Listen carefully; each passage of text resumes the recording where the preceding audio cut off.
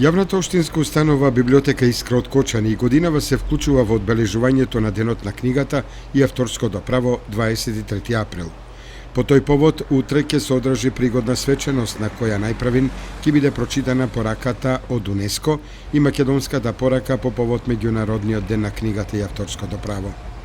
Потоа се очекува да бидат прогласени и наградени најдобрите читатели од различни возрасти во библиотеката за изминатата 2015 година.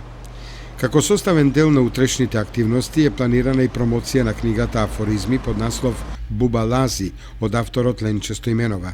На промоцијата се очекува да зборува Миле Ѓоргиовски, познат афористичар од Делчево.